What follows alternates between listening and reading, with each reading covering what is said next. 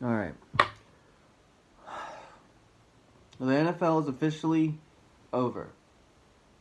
Super Bowl has ended. The great Satan has triumphed once more. And so now all of the football gods, the NFL, they go back into their mountain hideaway retreat for their annual Odinsleep, wherein they will rest and all of us will languish for the duration of the summer until they triumphantly return with all of their uh, their strength and their potential, so that we can once again see them battle themselves to determine the most powerful, the greatest of all football gods. And so it creates a little bit of a crisis for some who are fanatics, because of the fact that without NFL every Sunday, what are you supposed to do with your life now? Well, for most of them, what's going to happen is, especially the 24-hour sports news channels, what are they going to do? The draft. Who's got the draft picks? How are they going to spend them? Who's the best, the talented athletes coming out of the college combines? And who's going to be free agent? What's going to happen to Nick Foles? Is he gonna stay in Philadelphia, or are they gonna keep Carson Wentz? What's gonna happen with all of the quarterbacks that there was so much hype around last season? Are they gonna stay where they were? Are they gonna have the contracts terminated? Like, all of that.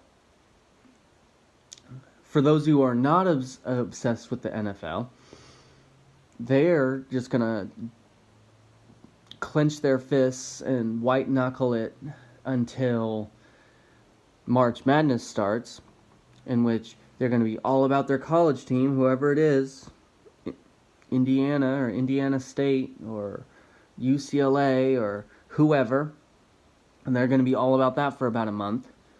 And then where are they going to be? Well, baseball starts, and so then they're going to be all about Chicago, the White Sox, the Cubs, or the Indians, or the whoever it is. And that'll get them through the summer, hopefully. That'll get them through the summer, assuming that their team is not a devastating loser. And then that'll take them finally to the fall, when they get to have the World Series and the finals and the NFL finally getting started again, all at the same time.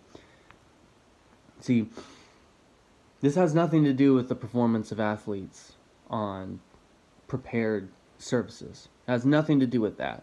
What it really is the fact that their wins are my wins, and their losses are minor depressive episodes for me. It's the fact that their performances are just simply opportunities for me to escape my problems.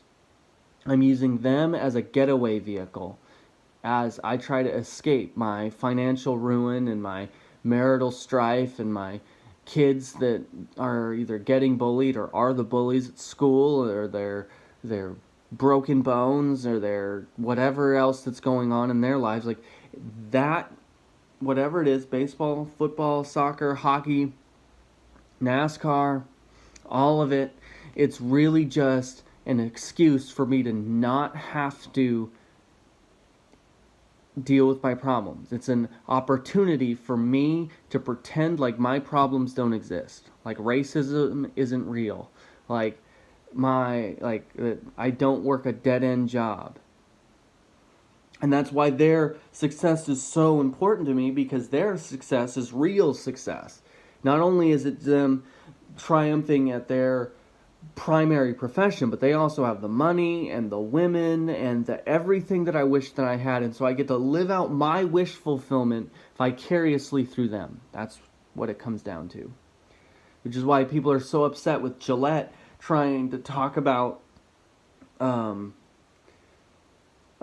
what it really means to be a man, because of the fact that we all know that we're not living up to what we really need to be as men. So stop trying to shove it down my throat. Stop trying to make me think about my problems. How dare you? How dare you try to make me think about the fact that our nation is eroding and that the national anthem isn't the adhesive that we thought it was? How dare you? How dare you challenge my personal value by challenging my team's ability to distract me from my problems? And so now all these people that are, I don't watch the NFL anymore because it's too political. Because what you've done is you've abandoned the shrine to that God because it's not giving you the escapism that you desire anymore. It's not giving you what you want. Because in the end, from the very beginning to all up to the very end, it has always, in every instance, been about you feeling good about yourself. It's really what it is. When the Patriots win the Super Bowl, all of the Patriot fans are like, see, my decision making, my rationale, my wisdom is greater than anyone else's because I picked the better team. Even though, like, as if their success is anyone, or like, if you hadn't been rooting for them, then they wouldn't have won or whatever. And then, like,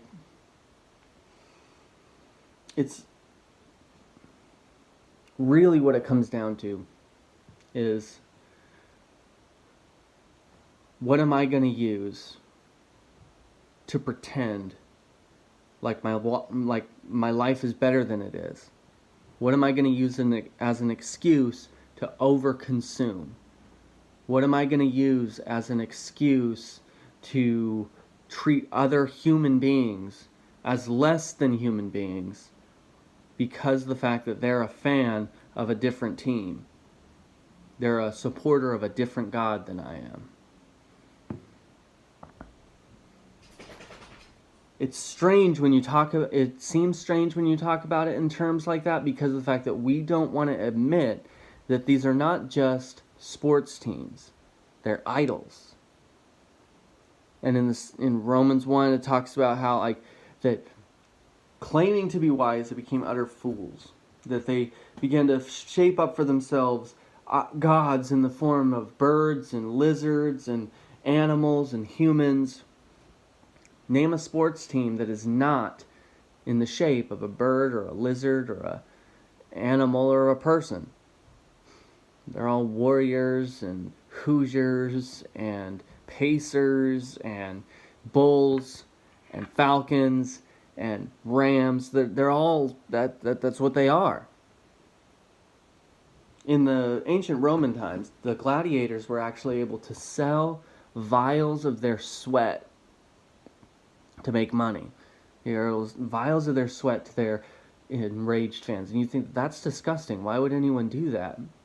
Except that, like, if an athlete was to take his jersey off after it was soaked with his own sweat and toss it into the stands at whatever event that he happened to have been at, that person would love it.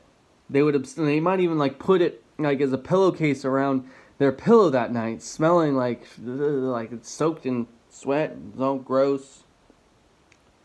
And then, not to mention all the fans that have their lucky socks, their lucky jersey, whatever, that they never wash, because if they did, it would wash the magic out of it or whatever. Like, we're absurd. We are absurd beings. But then again, of course we are, because that's what idolatry does. But it is my hope for you that now that at least one of those distractions is out of the way, you'll actually take the time for some spiritual reflection about why this thing is valuable to you. And then, I don't know, like, just think about it. Is it really just a distraction from you dealing with the real problems? Is it just something that you enjoy? If it's something that you enjoy, great. So, I don't know. Something to think about now that Tom Brady's got his 6th Super Bowl and everyone is upset about it. And I can't even open Facebook because I'm tired of seeing people argue about this stuff. I'm glad it's over. So, I don't know. Until next season, right?